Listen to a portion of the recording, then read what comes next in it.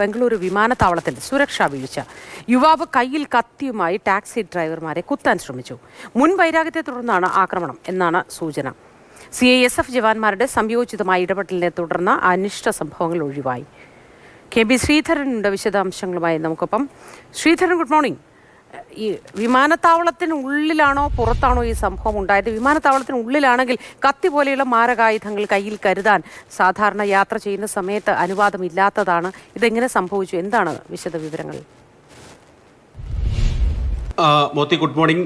ഇതേതായാലും ബംഗളൂരു വിമാനത്താവളത്തിലെ ടെർമിനൽ 1-ന് തൊട്ട് പുറത്ത്, അതായത് സുരക്ഷാ ഗേറ്റിനൊക്കെ തൊട്ട് പുറത്താണ് ഇങ്ങനെയുള്ള ഒരു അക്രമം അരങ്ങേറിയത്. കഴിഞ്ഞ ദിവസം രാത്രിയാണ്, അർദ്ധരാത്രിയോടെയാണ് ഈ സംഭവം നടക്കുന്നത്.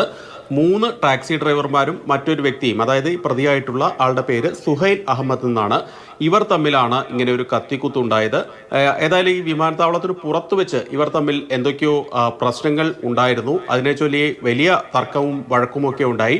തുടർന്നാണ് ഈ ടാക്സി ഡ്രൈവർമാർ ഈ വിമാനത്താവളത്തിന്റെ ടെർമിനലിൽ പിക്കപ്പ് പോയിന്റിന് അടുത്തേക്ക് വന്നിട്ടുണ്ടെന്ന് ഇയാൾ മനസ്സിലാക്കുന്നത്. അവിടെ എത്തി ഇയാൾ പെട്ടെന്ന് കയ്യിൽ നിന്ന് കത്തിയെടുത്ത് ഈ ടാക്സി ഡ്രൈവർമാരുടെ പിന്നാലെ ഓടുകയായിരുന്നു. 2 ടാക്സി ഡ്രൈവർമാരെയാണ് അയാൾ പിന്തുടർന്നത്. ഏതായാലും അവർ പലതവണ ഇയാളിൽ നിന്ന് രക്ഷപ്പെടാൻ വേണ്ടി അങ്ങോട്ടും ഇങ്ങോട്ടും മാറി ഓടുന്നതൊക്കെ ആ ദൃശ്യങ്ങളിൽ കാണാം. അതീവ സുരക്ഷാ മേഖലയിലാണ് ഇങ്ങനെ ഒരു സംഭവം നടക്കുന്നത് എന്നുള്ളത് അതിൻ്റെ ഗൗരവം വർദ്ധിപ്പിക്കുന്ന ഒരു കാര്യമാണ്.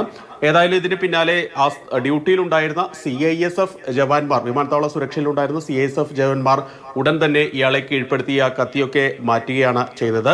ഏതായാലും വലിയ തർക്കം ഈ ആളുകളും ഈ ഡ്രൈവർമാരും ഈ സുഹൈൽ അഹമ്മദ് തമ്മിൽ ഉണ്ടായിരുന്നു എന്നാണ് പോലീസ് നടത്തിയ അന്വേഷണത്തിൽ വ്യക്തമായത്. വിമാനത്താവള പോലീസ് അധികൃതർ ഈ പ്രതിയെ അറസ്റ്റ് ചെയ്യുകയും ഇങ്ങനെയുള്ള സുരക്ഷാ നിയമം ഉൾപ്പെടെയുള്ള വകുപ്പുകൾ ചുമത്തി ഇയാൾക്കെതിരെ കേസെടുക്കുകയും ചെയ്തു. ശരി ശ്രീധരൻ, അതീവ സുരക്ഷാ മേഖലയിലാണ് ഇത്തരത്തിൽ ഒരു വീഴ്ച ഉണ്ടായിരിക്കുന്നത്. യുവാവിന്റെ ഭാഗത്ത് നിന്ന് കത്തി കൊണ്ട് ആക്രമിക്കാനുള്ള ശ്രമമുണ്ടായത്.